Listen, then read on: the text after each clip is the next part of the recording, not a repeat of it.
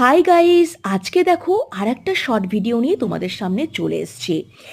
আজকে ব্রেকফাস্ট থেকে ডিনার পর্যন্ত যা যা আইটেম করেছি সবই তোমাদের সামনে তুলে ধরছি।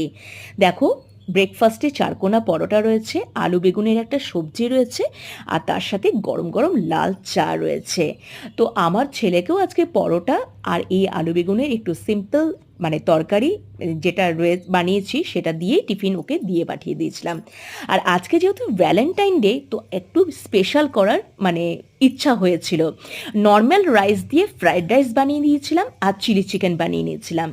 তো এই দুটো তোমরা আইটেম কিন্তু আমার বেঙ্গলি কিচেন চ্যানেলে অবশ্যই পেয়ে যাবে। তোমরা একবার এইভাবেও কিন্তু ট্রাই করতে পারো। জানি তোমরা সবাই চিলি চিকেন বা ফ্রাইড রাইস করতে পারো, বাট এইভাবেও কিন্তু একবার ট্রাই করতে পারো।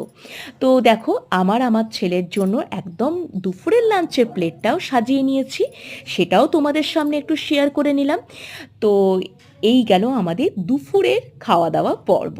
এরপরে আমরা চলে আসছি রাত্রে ডিনারে।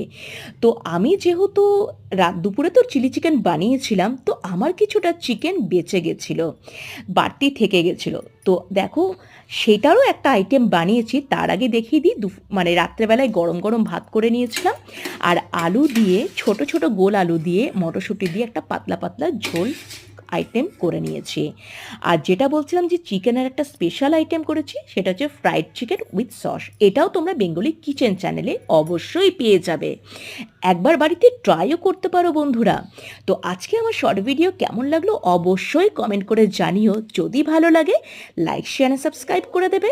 সবাই ভালো থাকবে। আজকের মতো টাটা, শুভরাত্রি। আবারও কালকে নতুন কোনো শর্ট ভিডিও নিয়ে ফিরে আসছি।